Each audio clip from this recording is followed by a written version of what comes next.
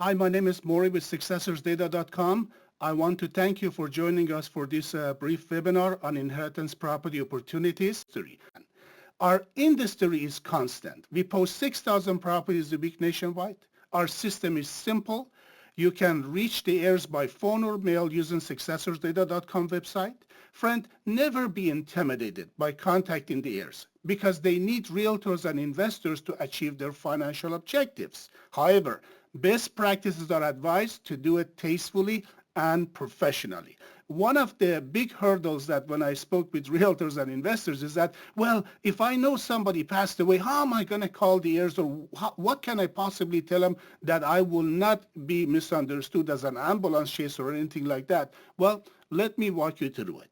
First of all, when you contact the heirs, never mention probate, estate planning. I'm a probate specialist, or I like to talk to the person who's in charge of the estate. Friend, don't go there. Never think of contacting an heir or beneficiary as anything other than contacting anyone else.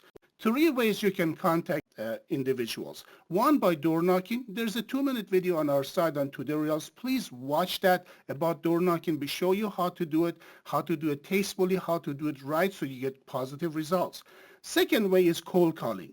For example, as a realtor, if I wanted to call as a realtor, here's how I would call. Hi, my name is Maury. I'm in real estate, calling around the neighborhood to see if anyone like to sell their property or just like to know what their property is worth in today's market.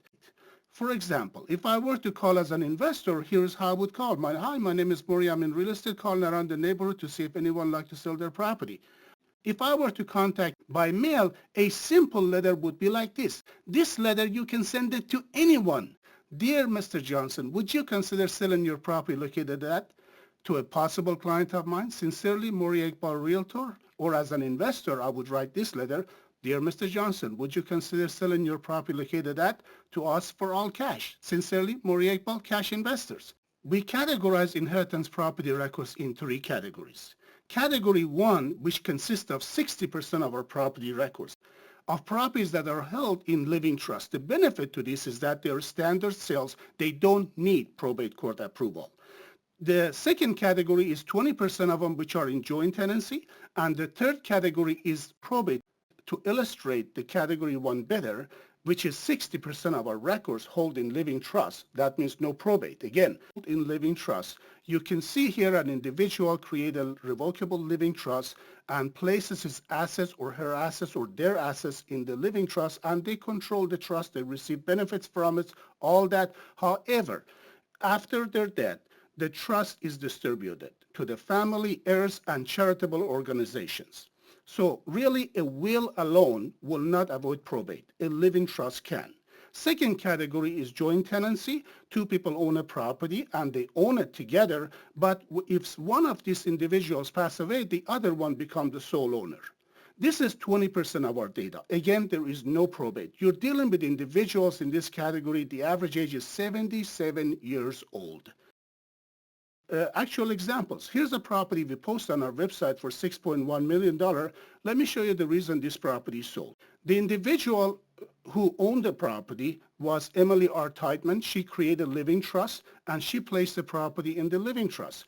When she passed away, the heirs or successor trustees sold the property. This is how the deed was transferred. Ann Lenore Brandt, successor co-trustee of this trust. So she is the one who sold the property. So what happened was she lived in a property, she had the benefit of using the property, but in her demise, the trust had given the power to the individual and Lenore to sell the property. See, this happens 60% of the times, friend. You are dealing with the standard sales. Here's another property sold as a standard sales. Look, from February 22nd to April 10 was only 30, 40 days. So the individual, Jerry D. Wagon, had the power to sell this property. Property sold in Beaumont, California as a standard sale. Check Redfin. You'll never see anything about somebody passed away. Here is how the deed transfer was done. Jerry D. Wagon, successor trustee of the Shalva G. Lindsay Revocable Trust. He was the one who had the power to sell the property, and he did as he was instructed. Here's a property sold in Burbank, California for $639,000. From February 11 that until March 18 was only 8 days. The trust sold the property, and the investor who bought the property fixed it and sold it for $300,000 more. Both of them was done through multiple listing services. First, he bought it through the MLS, then he sold it through the MLS. You see the opportunities for realtors and investors here? Here's another property sold full price in Claremont, California for $450,000. Now, we have seen these properties go up for sale as early as the first couple of weeks. Here's a property sold for $238,000 on September 21, 2013. Closed escrow by January 21. And then the investor fixed and sold the property just 4 or 5 months later for $325,000 with a gross margin of about $100,000. Here's a property sold in South Pasadena. Check Redfin. You will see it. These are all a standard sale. Check your multiple listing. A standard sale for $1.2 million. Another property was sold directly to an investor. Then he sold the property for $70,000 with a gross margin of about $49,000 profit. Here's a property sold in Washington for $1,065,000. You can see the trust sale, a standard sale. Here's the address on the property, verified with Redfin. Here's the property sold in Texas. You can see all the pictures. The house was vacant. The trust sold the property, closed escrow on May 31, 2014, a property in Pennsylvania.